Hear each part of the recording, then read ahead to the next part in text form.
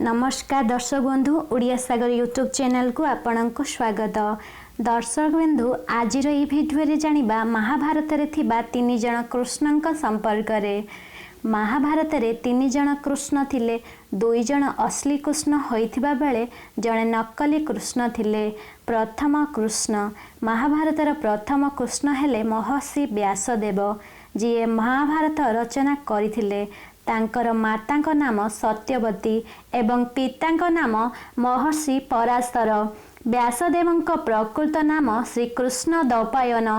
तांक नाम को नहीं दुईटी कथा कुहाଯାଏ। प्रथम कथा हैला व्यासदेवंक शरीर रंग श्यामल वर्ण तथा तांकर जन्म द्विपरे होइथिबारु तांक नाम कृष्ण द्वैपायन रखा जाइछि। द्वितीय कथा हैला जन्म हेबा क्षणी महर्षि युवक होइगले एवं तपस्या करिबा पई बाहरिले। तपस्या करिबा परे तांक शरीर कृष्ण वर्ण होइगला, तेणु तांकुर कृष्ण द्वैपायन बोली कुहाଯାଏ। प्रकृत कथा हेउची व्यासदेव भगवान विष्णुଙ୍କ अवतार अटंती। श्रीमद् भगवत गीता अनुसार श्री भगवान विष्णु जो 24 अवतार ग्रहण करने विषय वर्णना करा जाइछि, सेथि मध्यरे महर्षि व्यासदेवंक नाम मध्य रहिछि। महर्षि वेदव्यासंक कृपारु धृतराष्ट्र, पांडु एवं विदुरंक जन्म होइथिला। महाभारत रे विभिन्न समय तांकर भूमिका बहुत महत्वपूर्ण रहिछि।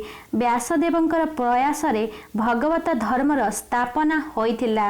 महर्षि वेदव्यास संजय को दिव्य दृष्टि प्रदान करथिले। धर्मग्रंथरे जो 8 चिरंजीवी अर्थात 8 जन अमर व्यक्ति नाम रहिछि, महर्षि वेदव्यास तांक मध्यरे अन्यतम। तेणु आज मध्य वेदव्यास जीवित थिबा कुहाଯାଏ। द्वितीय कृष्ण महाभारत रे द्वितीय श्रीकृष्ण संपर्क रे समस्त को जना। से महाभारतर पांडवंक सपक्ष रे रही अर्जुन सारथी होई कुरुक्षेत्र रे युद्ध रे पांडवंक विजय कराइथिले एवं महाभारतर महानायक होइथिले। एबे आसंतु जानिबा तृतीय कृष्णक संपर्क रे। महाभारत रे तृतीय कृष्ण नकली थिले। पांडु देशर राजा पौंडुक चेदी देशर से पुरुषोत्तम नाम रे सुव्याख्यात थिले। तांकर पितांक नाम वासुदेव थिला, तेणु से निजको वासुदेव बोली कहूथिले। से द्रौपदींक स्वयंवर रे उपस्थित थिले।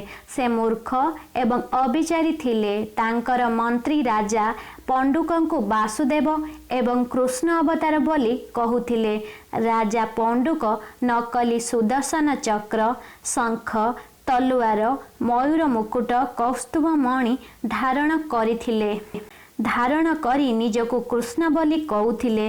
दिने से भगवान कृष्ण को खबर देइथिले जे पृथ्वीवासी को अनुग्रह करी तांकर उद्धार पाई मो वासुदेव अवतार जन्म ग्रहण करिछि। भगवान वासुदेवंक नाम व वेश धारण करिवार अधिकार केवल मोर अछि। एही चिन्ह उपरे तुमर कौनसी अधिकार नाही। तेणु तुमे कृष्णंक लक्षण सबु त्याग करी नहेले युद्ध पाई प्रस्तुत होई जाओ। एकथा शुणी श्री भगवान श्रीकृष्ण तांको अणदेखा करथिले। तेबे बारंबार एपरी करिबारु श्री भगवान कृष्ण नकली कृष्णक युद्ध आह्वान को स्वीकार कले एवं युद्धभूमि रे नकली कृष्ण को देखि हसिबाकु लागिले। एहापरे युद्ध हैला एवं नकली कृष्ण रूपी मूर्ख राजा पौंडुक र विनाश होइथिला।